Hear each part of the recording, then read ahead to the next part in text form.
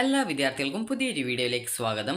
ഈ വർഷത്തെ +1 higher secondary, vocational higher secondary first year examination result ഇന്ന് പ്രസിദ്ധീകരിച്ചിട്ടുണ്ടായിരുന്നു. അതായത് ജൂൺ 2-ാം തീയതി വൈകുന്നേരം 3 മണിക്ക് പ്രസിദ്ധീകരിച്ചിട്ടുണ്ടായിരുന്നു. അപ്പോൾ വിദ്യാർത്ഥികൾ ഈ ഒരു റിസൾട്ട് വന്ന ശേഷം പല വിദ്യാർത്ഥികൾക്കും പ്രതീക്ഷിച്ച മാർക്ക് ലഭിച്ചിട്ടുണ്ടാവില്ല. അപ്പോൾ അങ്ങനെ പ്രതീക്ഷിച്ച മാർക്ക് ലഭിക്കാത്ത വിദ്യാർത്ഥികൾ ചോദിക്കുന്ന പ്രധാനപ്പെട്ട കാര്യമാണ്, അതുപോലെ തന്നെ ജയിച്ചിട്ടുള്ള വിദ്യാർത്ഥികളും ചോദിക്കുന്ന കാര്യമാണ്, വിദ്യാർത്ഥികൾക്ക് ജയിക്കാനായിട്ട് എത്ര മാർക്ക് വേണം, അതുപോലെ തന്നെ റീവാലുവേഷൻ, അതുപോലെ സ്ക്രൂട്ടിനി, ഫോട്ടോ കോപ്പി എന്നിവയ്ക്കുള്ള അപേക്ഷ എപ്പോഴാണ്, അതുപോലെ തന്നെ +1ൻ്റെ സേ ഓർ ഇംപ്രൂവ്മെൻറ്റ് പരീക്ഷ എപ്പോഴാണ്, എത്ര വിഷയമാണ് പരീക്ഷ, സേ പരീക്ഷ അല്ലെങ്കിൽ ഇംപ്രൂവ്മെൻറ്റ് പരീക്ഷ എഴുതാൻ പറ്റുക, നിങ്ങൾ സേ ആണോ എഴുതേണ്ടത് ഇംപ്രൂവ്മെൻ്റ് ആണോ എഴുതേണ്ടത്, പരീക്ഷാ ഫീസ് എത്രയാണ് വരിക, ഈ ഒരു എല്ലാവിധ ഡീറ്റെയിൽസും ഈ ഒരു വീഡിയോയിൽ ഉൾക്കൊള്ളിച്ചിട്ടുണ്ട്. അപ്പോൾ അതുകൊണ്ട് തന്നെ വിദ്യാർത്ഥികൾ വീഡിയോ മുഴുവനായിട്ട് കാണാനായിട്ട് ശ്രദ്ധിക്കാം. അപ്പോൾ നമുക്ക് ആദ്യം തന്നെ വിദ്യാർത്ഥികൾ ചോദിച്ച പ്രധാനപ്പെട്ട കാര്യത്തിലേക്ക് വരാം. ഒരു വിദ്യാർത്ഥി +1 ജയിച്ചിട്ടുണ്ടോ ഇല്ലയോ എന്നുള്ളത് എങ്ങനെയാണ് നോക്കുക എന്ന് ചോദിച്ചു കഴിഞ്ഞാൽ, നിങ്ങൾക്കറിയാം നിങ്ങൾക്ക് 80 മാർക്കുള്ള സബ്ജക്റ്റ് ഉണ്ട്, അതുപോലെ തന്നെ 60 മാർക്കുള്ള സബ്ജക്റ്റ് ഉണ്ട്. അപ്പോൾ 80 മാർക്കിൻ്റെ സബ്ജക്റ്റിൽ നിങ്ങൾക്ക് 18 മാർക്ക്, അതായത് പരീക്ഷയിൽ എന്ന് പറയുമ്പോൾ നിങ്ങൾക്ക് TE മാർക്ക്, അതായത് TE, അതുപോലെ തന്നെ CE, അതുപോലെ തന്നെ GM, ഈ ഒരു രീതിയിൽ നിങ്ങൾക്ക് 3 വിഭാഗങ്ങളിലായിട്ടാണ് നിങ്ങളുടെ റിസൾട്ട്, നിങ്ങളുടെ ആ ഒരു റിസൾട്ടിൽ രേഖപ്പെടുത്തിയിട്ടുണ്ടാവുക. അപ്പോൾ GM എന്ന് പറഞ്ഞാൽ ഗ്രേസ് മാർക്കാണ്, TE എന്ന് പറഞ്ഞാൽ പരീക്ഷയുടെ മാർക്കാണ്, CE എന്ന് പറഞ്ഞാൽ കണ്ടിന്യൂസ് ഇവാലുവേഷൻ എന്നുള്ളതാണ് ഉദ്ദേശിക്കുന്നത്. അപ്പോൾ ഇതിൽ നിങ്ങൾക്ക് ജയിക്കാനായിട്ട് നോക്കുന്നത് നിങ്ങളുടെ TE മാർക്കാണ്. അതോടൊപ്പം തന്നെ ഗ്രേസ് മാർക്ക് ഉള്ളവരാണെങ്കിൽ TE മാർക്കും ഗ്രേസ് മാർക്കും കൂട്ടിയിട്ട് കിട്ടുന്ന മാർക്ക് അത് ജയിക്കാനായിട്ട് നോക്കുന്നതാണ്. അപ്പോൾ അങ്ങനെ നിങ്ങൾക്ക് ഗ്രേസ് മാർക്കൊന്നും ഇല്ലാത്ത വിദ്യാർത്ഥികളാണെങ്കിൽ TE മാർക്ക്, അത് പരീക്ഷയിൽ കിട്ടിയ മാർക്ക് മാത്രം നോക്കുക. അതുപോലെ ഗ്രേസ് മാർക്കിന് അർഹതയുള്ള വിദ്യാർത്ഥികളാണെങ്കിൽ TE മാർക്കും ഗ്രേസ് മാർക്കും കൂട്ടുക. അതിനുശേഷം നിങ്ങൾക്ക് 80ൽ 18 അല്ല, അതായത് 80ൽ 24 മാർക്ക് നിങ്ങൾക്ക് കിട്ടിയിട്ടുണ്ടോ എന്ന് നോക്കുക. അതുപോലെ തന്നെ 60ൽ നിങ്ങൾക്ക് അതായത് 60ൽ നിങ്ങൾക്ക് 18 മാർക്ക് നിങ്ങൾക്ക് ലഭിച്ചിട്ടുണ്ടോ എന്ന് നോക്കുക. അപ്പോൾ അതായത് നിങ്ങൾക്ക് ഈ ഒരു TE മാർക്കോ അതുപോലെ തന്നെ TE മാർക്കും അതുപോലെ തന്നെ ഗ്രേസ് മാർക്കും കൂട്ടുമ്പോഴോ നിങ്ങൾക്ക് 80 മാർക്കിൻ്റെ സബ്ജക്റ്റിൽ 24 മാർക്ക് കിട്ടിയിട്ടുണ്ടോ, അതുപോലെ തന്നെ 60 മാർക്കിൻ്റെ സബ്ജക്റ്റിൽ നിങ്ങൾക്ക് 18 മാർക്ക് കിട്ടിയിട്ടുണ്ടോ എന്ന് നോക്കുക. അപ്പോൾ ഈ ഒരു മാർക്ക് നിങ്ങൾക്ക് കിട്ടിയിട്ടുണ്ടെങ്കിൽ നിങ്ങൾ ഫസ്റ്റ് ഇയർ പാസ്സായി എന്ന് മനസ്സിലാക്കാം. അതേസമയം നിങ്ങൾക്ക് 2 വർഷം ജയിക്കണമെങ്കിൽ 80 മാർക്കിൻ്റെ സബ്ജക്റ്റിൽ ഈ ഒരു രീതിയിൽ TE മാർക്കോ അല്ലെങ്കിൽ TE മാർക്കിനോടൊപ്പം ഗ്രേസ് മാർക്ക് ഉൾപ്പെടെ കൂട്ടുന്ന സമയത്ത് 2 വർഷം കൂട്ടുന്ന സമയത്ത് 80 മാർക്കിൻ്റെ സബ്ജക്റ്റിൽ നിങ്ങൾക്ക് 48 മാർക്ക് കിട്ടിയിട്ടുണ്ടായിരിക്കണം. അതുപോലെ 60 മാർക്കിൻ്റെ സബ്ജക്റ്റ് ആണെങ്കിൽ അതിൽ നിങ്ങൾക്ക് 36 മാർക്ക് കിട്ടിയിട്ടുണ്ടായിരിക്കണം. അപ്പോൾ ഇങ്ങനെ ഈ വർഷം നിങ്ങൾക്ക് 80ൽ 48ഉം അതുപോലെ തന്നെ 60ൽ 36 മാർക്കും നിങ്ങളുടെ TE മാർക്കോ അതല്ലെങ്കിൽ TE മാർക്കും ഗ്രേസ് മാർക്കും കൂട്ടുമ്പോഴോ നിങ്ങൾക്ക് കിട്ടിയിട്ടുണ്ടെങ്കിൽ നിങ്ങൾ +2ന് മാർക്ക് കുറഞ്ഞു കഴിഞ്ഞാലും നിങ്ങൾ ജയിക്കുന്നതായിരിക്കും. അപ്പോൾ അതുകൊണ്ട് തന്നെ നിങ്ങൾക്ക് ഈ രീതിയിൽ 24 അല്ലെങ്കിൽ 18 നിങ്ങൾക്ക് ഈ വർഷം കിട്ടിയിട്ടുണ്ടെങ്കിൽ നിങ്ങൾ ഫസ്റ്റ് ഇയർ പാസ്സായി. അതുപോലെ 48 36 കിട്ടിയിട്ടുണ്ടെങ്കിൽ, അതായത് 80 മാർക്കിൽ 48, അതുപോലെ 60 മാർക്കിൽ 36 മാർക്ക് കിട്ടിയിട്ടുണ്ടെങ്കിൽ നിങ്ങൾ +2വിനും ജയിക്കാൻ വേണ്ട മാർക്ക് നിങ്ങൾക്ക് കിട്ടി.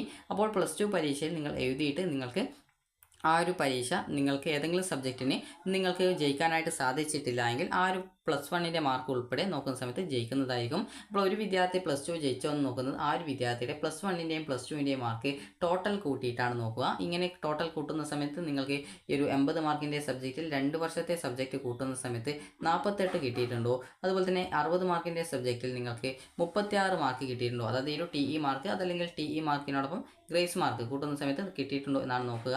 അപ്പോൾ ഇങ്ങനെ കിട്ടിയിട്ടുണ്ടെങ്കിൽ നിങ്ങൾ ജയിച്ചു, അതായത് +2 ജയിച്ചു എന്ന് മനസ്സിലാക്കാം.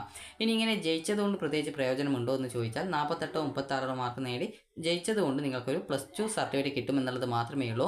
അപ്പോൾ അതുകൊണ്ട് തന്നെ നിങ്ങൾ ശ്രദ്ധിക്കേണ്ടത് +1ന് മാർക്ക് കുറവാണെങ്കിൽ കൂടി +2വിന് നന്നായിട്ട് പഠിക്കുക. കാരണം +2ൻ്റെ മാർക്കാണ് വിവിധ റാങ്ക് ലിസ്റ്റുകൾ തയ്യാറാക്കുന്നതിലേക്കായിട്ട് പരിഗണിക്കുന്നത്. അതായത് +2ൻ്റെ സെക്കൻഡ് ഇയറിൻ്റെ മാർക്ക് മാത്രമാണ് നിങ്ങളുടെ, അതായത് ഇപ്പോൾ കീം പരീക്ഷ എന്നുണ്ടെങ്കിൽ അതായത് എഞ്ചിനീയറിംഗ്, അതുപോലെ തന്നെ ആർക്കിടെക്ചർ, അതുപോലെ മെഡിക്കൽ അലൈഡ് കോഴ്സസ്, അതുപോലെ നീറ്റ്, അതുപോലെ തന്നെ ആർക്കിടെക്ചർ, അതുപോലെ വിവിധ കോഴ്സുകളിലേക്ക് നിങ്ങൾ ഈ ഒരു അഡ്മിഷൻ ആഗ്രഹിക്കുന്ന വിദ്യാർത്ഥികൾ ആണെങ്കിൽ നിലവിൽ നിങ്ങളുടെ +2 ക്ലാസ്സുകൾ ആരംഭിച്ചിട്ട് മാത്രമേ ഉള്ളൂ. അപ്പോൾ അതുകൊണ്ട് തന്നെ നന്നായിട്ട് പഠിച്ച് നന്നായിട്ട് നല്ല മാർക്ക് വാങ്ങിക്കാനായിട്ട് ശ്രദ്ധിക്കുക. അങ്ങനെയെങ്കിൽ വിദ്യാർത്ഥികൾക്ക് അതായത് ഈ ഒരു 48 36 മാർക്ക് വാങ്ങിക്കുക എന്നുള്ളതായിരിക്കരുത് നിങ്ങളുടെ ലക്ഷ്യം. ഒരു 80ൽ 70 മാർക്കോ 60ൽ ഒരു 50 മാർക്കോ അതായത് 50 മാർക്കോ നിങ്ങൾ വാങ്ങിക്കാനായിരിക്കണം നിങ്ങളുടെ ലക്ഷ്യം. അപ്പോൾ നിങ്ങൾ +1ന് മാർക്ക് കുറഞ്ഞു എന്ന് വിചാരിച്ച് പേടിക്കേണ്ടതില്ല. നിങ്ങൾ +2ന് നന്നായിട്ട് പഠിക്കുക. അപ്പോൾ ഇപ്പോൾ മുതൽ പഠിച്ചു കഴിഞ്ഞാൽ നിങ്ങൾക്ക് നല്ലൊരു മാർക്ക് വാങ്ങിക്കാൻ പറ്റുന്നതും, അതുപോലെ എഞ്ചിനീയറിംഗ്, അതുപോലെ ആർക്കിടെക്ചർ, മെഡിക്കൽ അലൈഡ് കോഴ്സസ്, അതുപോലെ നഴ്സിംഗ്, ഇതുപോലുള്ള വിഭാഗങ്ങളിലേക്ക് നിങ്ങൾക്ക് അഡ്മിഷൻ നേടാനും സാധിക്കുന്നതായിരിക്കും. അതുകൊണ്ട് തന്നെ +1 മാർക്ക് കുറഞ്ഞു എന്ന് വിചാരിച്ച് ടെൻഷൻ അടിക്കേണ്ട.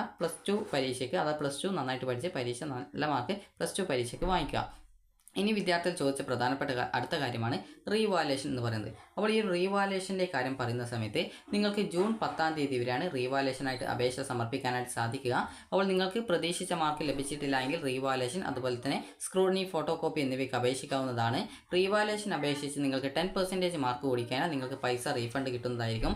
അതായത് നിങ്ങൾക്ക് റീവാലുവേഷനായിട്ട് അപേക്ഷിക്കാൻ ഏത് വിഷയം റീവാലുവേഷനായിട്ട് അപേക്ഷിക്കാവുന്നതാണ്. നിങ്ങൾ +1 പരീക്ഷയ്ക്ക് രജിസ്ട്രേഷൻ ചെയ്ത സ്കൂളിലെ പ്രിൻസിപ്പാളിന് ഈ ഒരു റീവാലുവേഷനായിട്ടുള്ള അപേക്ഷ സമർപ്പിക്കാൻ സാധിക്കുന്നതായിരിക്കും. റീവാലുവേഷൻ ഫോം എങ്ങനെ ഫില്ല് ചെയ്യണം എന്നത് സംബന്ധിച്ചുള്ള ഡീറ്റെയിൽസ് ഈ ഒരു ചാനലിൽ വീഡിയോ ആയിട്ട് അപ്ലോഡ് ചെയ്യുന്നതാണ്. അതുപോലെ തന്നെ റീവാലുവേഷൻ്റെ ഫീസ് എന്ന് പറയുന്നത് 500 രൂപയാണ് റീവാലുവേഷൻ ഒരു സബ്ജക്റ്റിന് ഫീസ് വരിക. അതുപോലെ സ്ക്രൂട്ടിനിക്കാണെങ്കിൽ 100 രൂപയാണ് ഒരു സബ്ജക്റ്റിന് ഫീസ് വരിക. ഫോട്ടോ കോപ്പിക്ക് ആണെങ്കിൽ നിങ്ങൾക്ക് 300 രൂപയാണ് ഫീസ് വരിക. ഈ ഒരു രീതിയിലാണ് ഫീസ് വരുന്നത്. ഇനി ആർക്കൊക്കെ റീവാലുവേഷൻ അപേക്ഷിച്ച് കഴിഞ്ഞാൽ നിങ്ങൾക്ക് റീഫണ്ട് കിട്ടും എന്നുള്ള കാര്യം നോക്കാം. റീവാലുവേഷൻ അപേക്ഷിച്ച് നിങ്ങൾക്ക് 10%, അതായത് 80 മാർക്കിൻ്റെ സബ്ജക്റ്റിൽ റീവാലുവേഷന് മുമ്പുണ്ടായിരുന്ന മാർക്ക് എന്ന് പറയുന്നത് നിങ്ങൾക്കൊരു 20 മാർക്കാണെന്ന് വിചാരിക്കാം. റീവാലുവേഷന് ശേഷം നിങ്ങൾക്കൊരു 80 മാർക്കിൻ്റെ 10% എന്ന് പറയുമ്പോൾ 8 മാർക്കാണ്. അപ്പോൾ റീവാലുവേഷന് മുമ്പുള്ളതിനേക്കാൾ 8 മാർക്ക് നിങ്ങൾക്ക് റീവാലുവേഷന് ശേഷം കൂടിയിട്ടുണ്ടായിരിക്കണം. അങ്ങനെയെങ്കിൽ നിങ്ങൾക്ക് പൈസ റീഫണ്ട് ആയിട്ട് കിട്ടും. 8 മാർക്കോ അതായത് 8 മാർക്കിൽ കൂടുതലോ 80 മാർക്കിൻ്റെ സബ്ജക്റ്റിൽ റീവാലുവേഷന് മുമ്പുള്ളതിനേക്കാൾ 8 മാർക്കോ 8 മാർക്കിൽ കൂടുതലോ കിട്ടിയിട്ടുണ്ടെങ്കിൽ റീഫണ്ട് കിട്ടും. അതുപോലെ തന്നെ നിങ്ങൾക്കിപ്പോൾ റീവാലുവേഷന് മുമ്പ് 60 മാർക്കിൻ്റെ സബ്ജക്റ്റിൽ ഒരു 20 മാർക്കാണെന്ന് വിചാരിക്കാം. അപ്പോൾ അങ്ങനെയെങ്കിൽ 60ൻ്റെ 10% 6 മാർക്കാണ്. അപ്പോൾ അങ്ങനെയെങ്കിൽ നിങ്ങൾക്ക് ഈ ഒരു റീവാലുവേഷന് ശേഷം അതായത് 20 മാർക്കാണ്. അപ്പോൾ 20 മാർക്കിന് ശേഷം റീവാലുവേഷന് ശേഷം നിങ്ങൾക്ക് ഒരു 26 അതിൽ കൂടുതലോ മാർക്ക് ലഭിക്കുകയാണെങ്കിലാണ് നിങ്ങൾക്ക് ഈ ഒരു റീഫണ്ട് കിട്ടുക. അതായത് 80 മാർക്കിൻ്റെ സബ്ജക്റ്റിൽ റീവാലുവേഷന് മുമ്പുള്ളതിനേക്കാൾ 8 മാർക്ക് കൂടിയിട്ടുണ്ടായിരിക്കണം. 60 മാർക്ക് സബ്ജക്റ്റിൽ റീവാലുവേഷന് മുമ്പുള്ളതിനേക്കാൾ 6 മാർക്ക് കൂടിയിട്ടുണ്ടായിരിക്കണം. ഇങ്ങനെയെങ്കിൽ മാത്രമാണ് നിങ്ങൾക്ക് പൈസ റീഫണ്ടായിട്ട് കിട്ടുക. അല്ലെങ്കിൽ നിങ്ങൾക്ക് മാർക്ക് കൂടിയിട്ടുണ്ടെങ്കിൽ ആ ഒരു കൂടിയ മാർക്കാണ് ഉണ്ടായിരിക്കുക. അപ്പോൾ നിങ്ങൾക്ക് ഈ ഒരു ജൂൺ 10-ാം തീയതി വരെ റീവാലുവേഷനായിട്ട് അപേക്ഷ സമർപ്പിക്കാവുന്നതാണ്. ഇനി വിദ്യാർത്ഥികൾ ചോദിച്ച പ്രധാനപ്പെട്ട മറ്റൊരു കാര്യമാണ് വിദ്യാർത്ഥികളുടെ +2ൻ്റെ +1ൻ്റെ സേവർ ഇംപ്രൂവ്മെൻറ്റ് പരീക്ഷ. അപ്പോൾ +2ൻ്റെ സേവർ ഇംപ്രൂവ്മെൻറ്റ് പരീക്ഷയെക്കുറിച്ചുള്ള ഡീറ്റെയിൽസുകൾ നമുക്ക് നോക്കാം. +2 സേവർ ഇംപ്രൂവ്മെൻറ്റ് പരീക്ഷയുടെ ഡീറ്റെയിൽസ് നോക്കുന്ന സമയത്ത് +1ൻ്റെ സേവർ ഇംപ്രൂവ്മെൻറ്റ് പരീക്ഷയെക്കുറിച്ചുള്ള ഡീറ്റെയിൽസ് നോക്കുന്ന സമയത്ത് വിദ്യാർത്ഥികളുടെ +1ൻ്റെ സേവർ ഇംപ്രൂവ്മെൻറ്റ് പരീക്ഷ നടക്കുക 2026 മാർച്ച് മാസത്തിലാണ് നിങ്ങളുടെ +1ൻ്റെ സേവർ ഇംപ്രൂവ്മെൻറ്റ് പരീക്ഷ നടക്കുക. +1ൻ്റെ പബ്ലിക് എക്സാമിനേഷൻ്റെ കൂടിയായിരിക്കും നിങ്ങളുടെ +1ൻ്റെ സേവർ ഇംപ്രൂവ്മെൻറ്റ് പരീക്ഷ ഉണ്ടായിരിക്കുക. നിങ്ങളുടെ +2 പരീക്ഷയുടെ രജിസ്ട്രേഷൻ എപ്പോഴാണ് വരുന്നത് അതിൻ്റെ കൂടിയായിരിക്കും +1ൻ്റെ പബ്ലിക് എക്സാമിനേഷൻ രജിസ്ട്രേഷനും ഉണ്ടാവുക. അപ്പോൾ നിങ്ങൾ +2ൻ്റെ പബ്ലിക് എക്സാമിനേഷൻ്റെ രജിസ്ട്രേഷൻ ചെയ്യുന്ന സമയത്ത് +1 ഇംപ്രൂവ്മെൻറ്റ് പരീക്ഷയ്ക്ക് രജിസ്ട്രേഷൻ ചെയ്യുന്നവർ രജിസ്ട്രേഷൻ ചെയ്യാനായിട്ട് പറയും. അപ്പോൾ ആ ഒരു സമയത്ത് നിങ്ങൾ കൃത്യമായിട്ട് +1ൻ്റെ ഇംപ്രൂവ്മെൻറ്റ് പരീക്ഷയ്ക്കായിട്ടുള്ള രജിസ്ട്രേഷൻ നിങ്ങൾക്ക് ചെയ്യാവുന്നതാണ്. ഇനി ഈ ഒരു പരീക്ഷ നടക്കുക 2026 മാർച്ച് മാസത്തിലാണ്. കാരണം മുൻ വർഷങ്ങളൊക്കെ സെപ്റ്റംബറിലാണ് നടത്തിയിട്ടുണ്ടായിരുന്നത്. എന്നാൽ കഴിഞ്ഞ വർഷം തൊട്ട് ഈ ഒരു പരീക്ഷ +1 പബ്ലിക് എക്സാമിനേഷൻ്റെ കൂടെ നടത്തുന്നതിനായിട്ടുള്ള വിജ്ഞാപനവും കാര്യങ്ങളൊക്കെ വന്നിട്ടുണ്ടായിരുന്നു. അപ്പോൾ അതുകൊണ്ട് തന്നെ ഈ വർഷം 2026 മാർച്ച് മാസത്തിലായിരിക്കും പരീക്ഷ ഉണ്ടാവുക. രജിസ്ട്രേഷൻ എന്ന് പറയുന്നത് +2ൻ്റെ പബ്ലിക് എക്സാമിനേഷൻ രജിസ്ട്രേഷൻ എപ്പോഴാണ് ഉണ്ടാകുന്നത് അതോടൊപ്പമായിരിക്കും അതിൻ്റെ രജിസ്ട്രേഷൻ. അതിന് സെപ്പറേറ്റ് അപേക്ഷ നിങ്ങൾ സ്കൂളിൽ നൽകേണ്ടതാണ്. ഇനി ഇതിൻ്റെ ഫീസും കാര്യങ്ങളൊക്കെ നമുക്ക് നോക്കാം. അപ്പോൾ വിദ്യാർത്ഥികൾ ഇംപ്രൂവ്മെൻ്റ് ആണോ സേ ആണോ എഴുതേണ്ടതെന്ന് നിങ്ങൾക്കൊരു ഡൗട്ട് ഉണ്ടാവും. അപ്പോൾ നിങ്ങൾ +1ന് മാർക്ക് കുറവാണെങ്കിലും അല്ലെങ്കിൽ +1ന് പരീക്ഷ ചെയ്ത് തോറ്റിട്ടുണ്ടെങ്കിൽ നിങ്ങൾ +1 ഇംപ്രൂവ്മെൻറ്റ് പരീക്ഷയാണ് എഴുതേണ്ടത്. ഇനി ആരൊക്കെയാണ് +2 സേ പരീക്ഷ +1 സേ പരീക്ഷ എഴുതേണ്ടതെന്ന് ചോദിച്ചു കഴിഞ്ഞാൽ നിങ്ങൾ ഏതെങ്കിലും വിഷയങ്ങൾക്ക് ആബ്സെൻ്റ് ആയിപ്പോയി എന്ന് വിചാരിക്കുക. അതായത് ഏതെങ്കിലും വിഷയത്തിൽ നിങ്ങൾ പരീക്ഷ എഴുതാനായിട്ട് വിട്ടുപോയി. അങ്ങനെയുള്ള വിദ്യാർത്ഥികളാണ് +1ൻ്റെ സേ പരീക്ഷ എഴുതേണ്ടത്. ഇനി വിദ്യാർത്ഥികൾക്ക് എത്ര വിഷയം ഈ ഒരു സേ എഴുതാം അല്ലെങ്കിൽ ഇംപ്രൂവ്മെൻറ്റ് പരീക്ഷ എഴുതാം എന്ന് നോക്കാം. അതായത് 6 വിഷയമാണ് എടുത്തത്. ബയോളജി സയൻസ് ആണെന്ന് വിചാരിക്കാം. അപ്പോൾ അങ്ങനെയെങ്കിൽ ഞാനിപ്പോൾ 4 വിഷയം പൊട്ടി. അതായത് 4 വിഷയം പൊട്ടി എന്ന് പറയുന്ന സമയത്ത് അതിൽ ഒരു ജയിച്ചിട്ടില്ല എന്ന് മനസ്സിലാക്കാം. അപ്പോൾ ആ ജയിച്ചിട്ടില്ല എങ്കിൽ അതായത് ഇപ്പോൾ ഈ ഒരു 60 മാർക്കുള്ള 3 സബ്ജക്റ്റ് തോറ്റു എന്ന് വിചാരിക്കുക. അതായത് ഇപ്പോൾ ഫിസിക്സ് തോറ്റു, അതുപോലെ തന്നെ കെമിസ്ട്രി തോറ്റു, അതുപോലെ തന്നെ ബയോളജിയും തോറ്റെന്ന് വിചാരിക്കുക. അതോടൊപ്പം തന്നെ 80 മാർക്കുള്ള ഇംഗ്ലീഷും ഞാൻ തോറ്റിട്ടുണ്ട് എന്ന് വിചാരിക്കാം. അപ്പോൾ ഇങ്ങനെയെങ്കിൽ ടോട്ടൽ 4 വിഷയമായി. അപ്പോൾ ഇങ്ങനെ 4 വിഷയം വന്നിട്ടുണ്ട് എങ്കിൽ ഞാനിപ്പോൾ എത്ര വിഷയം ഈ ഒരു ഇംപ്രൂവ്മെൻറ്റ് എഴുതാം എന്ന് നിങ്ങൾക്കൊരു ഡൗട്ട് ഉണ്ടാവും. അപ്പോൾ ഒരു വിദ്യാർത്ഥിക്ക് 3 വിഷയമാണ് ഇംപ്രൂവ്മെൻറ്റ് ചെയ്യാനായിട്ട് പറ്റുക. അതായത് 3 വിഷയമാണ് ഇംപ്രൂവ്മെൻറ്റ് ചെയ്യാൻ പറ്റുക. അപ്പോൾ ഞാൻ ചെയ്യേണ്ടത് ഇത്ര മാത്രമാണ്. എനിക്ക് ഇതിൽ ജയിച്ചിട്ടുള്ള സബ്ജക്റ്റാണോ അല്ലെങ്കിൽ ജയിക്കാത്ത സബ്ജക്റ്റാണോ അല്ലെങ്കിൽ അതായത് ഈ ഒരു ഇംപ്രൂവ്മെൻറ്റ് എന്ന് പറയുമ്പോൾ നിങ്ങൾ ജയിച്ച വിദ്യാർത്ഥി ആയിരുന്നാലും ജയിക്കാത്ത വിദ്യാർത്ഥി ആയിരുന്നാലും 3 സബ്ജക്റ്റ് നിങ്ങൾക്ക് ഇംപ്രൂവ്മെൻറ്റ് ചെയ്യാം. അപ്പോൾ ഞാനിപ്പോൾ എന്ത് ചെയ്യും, ഫിസിക്സ്, കെമിസ്ട്രി, ബയോളജി എന്നിവ ഇംപ്രൂവ്മെൻറ്റ് ചെയ്യാം. ഇംപ്രൂവ്മെൻറ്റ് ചെയ്താൽ അതിന് മാർക്ക് കൂടുമെന്ന് പ്രതീക്ഷയുള്ളതുകൊണ്ട് ഫിസിക്സ്, കെമിസ്ട്രി, ബയോളജി എന്നിവ ഇംപ്രൂവ്മെൻറ്റ് ചെയ്യാനായിട്ട് കൊടുക്കുന്നു. അത് ഇംപ്രൂവ്മെൻ്റ് ആയിട്ട് ചെയ്യാൻ കൊടുക്കുന്നതല്ല, ഇംപ്രൂവ്മെൻറ്റ് ചെയ്യാനായിട്ട് അപേക്ഷിക്കുന്നു. അപ്പോൾ അതുപോലെ തന്നെ ഇവിടെ 80 മാർക്കിൻ്റെ ഇംഗ്ലീഷിൻ്റെ പരീക്ഷയുണ്ട്. അപ്പോൾ ഇംഗ്ലീഷിൻ്റെ പരീക്ഷ എനിക്കിപ്പോൾ ഓൾറെഡി പരീക്ഷ എഴുതി അതിന് എഴുതിയാലും എനിക്ക് കിട്ടുമെന്ന് വലിയ പ്രതീക്ഷയില്ല എങ്കിൽ അതുകൊണ്ട് ഞാൻ എഴുതുന്നില്ല. അപ്പോൾ അങ്ങനെയെങ്കിൽ അതിന് ജയിക്കാനുള്ള മാർക്ക് എപ്പോൾ മേടിക്കുമെന്ന് ചോദിച്ചു കഴിഞ്ഞാൽ നിങ്ങൾ പ്ലസ് ടുവിൻ്റെ പബ്ലിക് എക്സാമിനേഷൻ എഴുതുന്ന സമയത്ത് ആ ഒരു സബ്ജക്റ്റിന് ജയിക്കാൻ വേണ്ട മാർക്ക് വാങ്ങിച്ചാൽ മതിയാകും. അതായത് നിങ്ങൾക്ക് ഇത് ചുരുക്കി പറഞ്ഞു തരാം. ഇംപ്രൂവ്മെൻറ്റ് പരീക്ഷ എന്ന് പറയുമ്പോൾ നിങ്ങൾക്ക് 3 വിഷയം മാത്രമാണ് ഇംപ്രൂവ്മെൻറ്റ് ചെയ്യാൻ പറ്റുക. ഇംപ്രൂവ്മെൻറ്റ് പരീക്ഷയ്ക്ക് 150 രൂപ പെർ സബ്ജക്റ്റാണ് ഫീസ് വരിക. 40 രൂപ സർട്ടിഫിക്കറ്റ് ഫീസുമാണ് വരിക. അപ്പോൾ ഒരു വിദ്യാർത്ഥിക്ക് മാക്സിമം 3 സബ്ജക്റ്റ് മാത്രമേ ഇംപ്രൂവ്മെൻറ്റ് ചെയ്യാൻ പറ്റത്തുള്ളൂ. 3ൽ കൂടുതൽ സബ്ജക്റ്റ് നിങ്ങൾ ഫെയിൽഡ് ആവുകയോ മാർക്ക് കുറയുകയോ ചെയ്യുകയാണെങ്കിൽ വിദ്യാർത്ഥികൾക്ക് ആ ഒരു സബ്ജക്റ്റുകളുടെ മാർക്ക്, അതായത് ജയിക്കാനായിട്ട് എത്ര മാർക്ക് കുറവുണ്ട് ആ ഒരു മാർക്ക് നിങ്ങൾ പ്ലസ് ടുവിൻ്റെ പബ്ലിക് എക്സാമിനേഷനിൽ ഏത് സബ്ജക്റ്റിനാണോ ആ മാർക്ക് കുറവുള്ളത്, ഇപ്പോൾ ഇംഗ്ലീഷ് ആണെങ്കിൽ ഇംഗ്ലീഷിൻ്റെ പരീക്ഷയിൽ എത്ര മാർക്കാണ് നിങ്ങൾക്ക് പ്ലസ് വണ്ണിന് കുറവുള്ളത് ആ ഒരു മാർക്ക് കൂടി നിങ്ങൾ പ്ലസ് ടു പരീക്ഷയിൽ വാങ്ങിച്ചാൽ മതിയാകും. അതുപോലെ തന്നെ പ്ലസ് വണ്ണിൻ്റെ സേ പരീക്ഷയുണ്ട്. പ്ലസ് വണ്ണിൻ്റെ സേ പരീക്ഷ, അത് സേ ഓർ ഇംപ്രൂവ്മെൻറ്റ് എന്നാണ് പരീക്ഷയുടെ പേര്. അപ്പോൾ ഒരു സേ പരീക്ഷ ആർക്കൊക്കെ എഴുതാമെന്ന് ചോദിച്ചു കഴിഞ്ഞാൽ വിദ്യാർത്ഥികൾ എന്തെങ്കിലും കാരണവശാൽ പരീക്ഷ ആബ്സെൻ്റ് ആയിട്ടുണ്ടാ എന്ന് വിചാരിക്കാം. അപ്പോൾ ഞാനിപ്പോൾ 6 വിഷയത്തിൽ, അതായത് ഇപ്പോൾ കെമിസ്ട്രിയും അതുപോലെ തന്നെ ഫിസിക്സ് പരീക്ഷയും ഞാൻ എഴുതിയിട്ടില്ല എന്ന് വിചാരിക്കാം. അപ്പോൾ അങ്ങനെയെങ്കിൽ എനിക്കിപ്പോൾ ഇംപ്രൂവ്മെൻറ്റ് ചെയ്യാൻ സാധിക്കുന്ന സമയത്ത് 3 വിഷയം നിങ്ങൾക്ക് ഇംപ്രൂവ്മെൻറ്റ് ചെയ്യാൻ പറ്റും.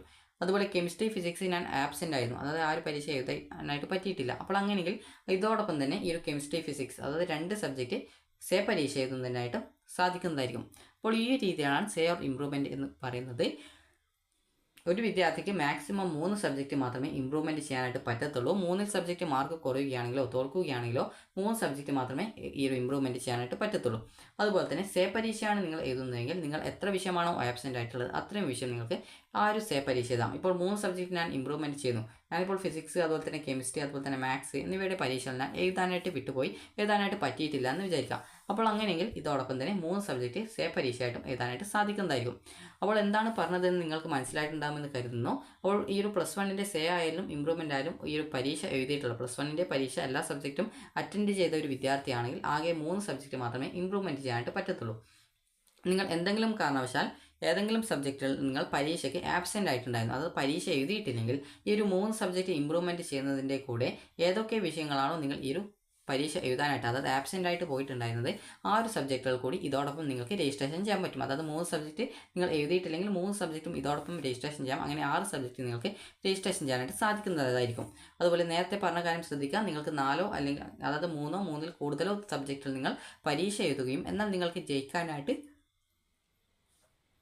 സാധിക്കാതെ വരികയും ചെയ്ത വിദ്യാർത്ഥികൾക്ക് ആകെ 3 സബ്ജക്റ്റ് ഇംപ്രൂവ്മെൻറ്റ് ചെയ്യാൻ സാധിക്കും. 3ൽ കൂടുതലായിട്ട് വരുന്ന സബ്ജക്റ്റുകളുടെ ജയിക്കാൻ ആവശ്യമായിട്ടുള്ള മാർക്ക് വിദ്യാർത്ഥികൾ പ്ലസ് ടുവിൻ്റെ പരീക്ഷയിൽ നിങ്ങൾ പ്ലസ് ടുവിൻ്റെ പബ്ലിക് എക്സാമിനേഷൻ നടക്കുന്ന സമയത്ത് നിങ്ങൾ എഴുതിയിട്ട് വാങ്ങിച്ചാൽ മതിയാകും. നിങ്ങൾ പ്ലസ് വണ്ണിൻ്റെ സേ ഓർ ഇംപ്രൂവ്മെൻറ്റ് പരീക്ഷയാണ് എഴുതുന്നതെങ്കിലും 150 രൂപ പെർ സബ്ജക്റ്റാണ് ഫീസ് വരിക. 40 രൂപ സർട്ടിഫിക്കറ്റ് ഫീസുമാണ് വരിക. നിങ്ങൾക്ക് മാക്സിമം 3 സബ്ജക്റ്റാണ് ഇംപ്രൂവ്മെൻറ്റ് ചെയ്യാൻ പറ്റുക. എന്തെങ്കിലും കാരണവശാൽ ആബ്സെൻ്റ് ആയിട്ടുള്ള സബ്ജക്റ്റുകൾ ഉണ്ടെങ്കിൽ ആബ്സെൻ്റ് ആയിട്ടുള്ള സബ്ജക്റ്റ് കൂടി ഇതോടൊപ്പം എഴുതാൻ പറ്റുമെന്ന് മാത്രമേ ഉള്ളൂ. 4ൽ കൂടുതൽ സബ്ജക്റ്റോ അതായത് 3ൽ കൂടുതൽ സബ്ജക്റ്റുകൾ തോറ്റിട്ടുള്ള വിദ്യാർത്ഥികൾ 3 സബ്ജക്റ്റ് ഇംപ്രൂവ്മെൻറ്റ് പരീക്ഷ എഴുതുക. ബാക്കി സബ്ജക്റ്റുകൾക്ക് ജയിക്കാൻ ആവശ്യമായിട്ടുള്ള മാർക്ക് പ്ലസ് ടുവിൻ്റെ പരീക്ഷ നടക്കുന്ന സമയത്ത് പ്ലസ് ടു പരീക്ഷയുടെ, അതായത് പ്ലസ് ടു സബ്ജക്റ്റിൽ വാങ്ങിക്കുക. ഇപ്പോൾ ഞാൻ ജസ്റ്റ് നിങ്ങൾക്കൊരു ഉദാഹരണം പറഞ്ഞുതരാം. 3 സബ്ജക്റ്റ്, ഇപ്പോൾ ഞാനിപ്പോൾ കെമിസ്ട്രി, അതുപോലെ തന്നെ അതായത് ഒരു കെമിസ്ട്രി, അതുപോലെ തന്നെ ഫിസിക്സ്, അതുപോലെ തന്നെ മാത്സ്, അപ്പോൾ ഇത്രയും സബ്ജക്റ്റ് ഞാൻ തോറ്റു എന്ന് വിചാരിക്കാം. അതോടൊപ്പം തന്നെ ബയോളജിയും തോറ്റു എന്ന് വിചാരിക്കാം. അപ്പോൾ എനിക്കിപ്പോൾ ബയോളജി എഴുതിയാൽ കിട്ടില്ല, പ്ലസ് 1 ഇംപ്രൂവ്മെൻറ്റ് എഴുതിയാൽ കിട്ടില്ല എന്നാണ് തോന്നുന്നതെങ്കിൽ ഞാനിപ്പോൾ കെമിസ്ട്രിയും ഫിസിക്സും മാത്സും എഴുതും. അതിനുശേഷം ബയോളജിക്ക് ഇപ്പോൾ എനിക്ക് കിട്ടിയിട്ടുണ്ടായിരുന്നത് ഒരു 10 മാർക്കാണെന്ന് വിചാരിക്കുക. അപ്പോൾ 10 മാർക്ക് എന്ന് പറയുമ്പോൾ അത് തോറ്റിട്ടുണ്ട്. അപ്പോൾ ഞാൻ ആ ഒരു 10 മാർക്ക് എപ്പോഴാണ് വാങ്ങിക്കേണ്ടതെന്ന് ചോദിച്ചാൽ പ്ലസ് ടുവിൻ്റെ ബയോളജി പരീക്ഷ നടക്കുന്ന സമയത്ത് എനിക്ക് 18 മാർക്കാണ് ജയിക്കാൻ വേണ്ടത്. ഇവിടെ 10 മാർക്കേ കിട്ടിയിട്ടുള്ളൂ. അപ്പോൾ അവിടെ 26 മാർക്ക് ഞാൻ ആ ഒരു പ്ലസ് ടുവിൻ്റെ പരീക്ഷയിൽ വാങ്ങിച്ചു കഴിഞ്ഞാൽ എനിക്ക് ജയിക്കാൻ പറ്റും. ഈ ഒരു മാർക്കും കൂട്ടുന്ന സമയത്ത്, അതായത് ഈ പ്ലസ് 1 കിട്ടിയ മാർക്കും 10 മാർക്കും പ്ലസ് ടുവിന് വാങ്ങിക്കാൻ പറ്റുമെന്ന് പ്രതീക്ഷിക്കുന്ന 26 മാർക്കും കൂട്ടുന്ന സമയത്ത് 36 മാർക്ക് കിട്ടും. അപ്പോൾ ഈ ഒരു 36 എന്ന് പറയുന്നത് ടോട്ടലി 2 വർഷം ജയിക്കാൻ വേണ്ടിയിട്ടുള്ള 60 മാർക്കിൽ ജയിക്കാൻ വേണ്ട മാർക്കാണ്. അപ്പോൾ നിങ്ങൾക്ക് മനസ്സിലായിട്ടുണ്ടാകുമെന്ന് കരുതുന്നു. 3 സബ്ജക്റ്റ് മാത്രമേ ഒരു വിദ്യാർത്ഥിക്ക് ഇംപ്രൂവ്മെൻറ്റ് ചെയ്യാനായിട്ട് പറ്റത്തുള്ളൂ. അതുപോലെ തന്നെ ഇതിൻ്റെ അപേക്ഷ എന്ന് പറയുന്നത് നിങ്ങൾക്ക് 2025 രജിസ്ട്രേഷൻ നടക്കുന്ന പ്ലസ് ടുവിൻ്റെ പബ്ലിക് എക്സാമിനേഷൻ രജിസ്ട്രേഷൻ്റെ കൂടിയായിരിക്കും പ്ലസ് 1 സേ ഓർ ഇംപ്രൂവ്മെൻറ്റ് പരീക്ഷകൾക്കുള്ള രജിസ്ട്രേഷൻ ആരംഭിക്കുക. അപ്പോൾ വിദ്യാർത്ഥികൾക്ക് പരീക്ഷകൾ നടക്കുക 2026 മാർച്ച് മാസത്തിലെ പ്ലസ് 1 പബ്ലിക് എക്സാമിനേഷൻ്റെ കൂടിയായിരിക്കും. അപ്പോൾ നിങ്ങൾക്ക് ഈ ഒരു വീഡിയോ ഉപകാരപ്രദമായിട്ടുണ്ടെങ്കിൽ ലൈക്ക് ചെയ്യുക, ഷെയർ ചെയ്യുക. Thank you for watching.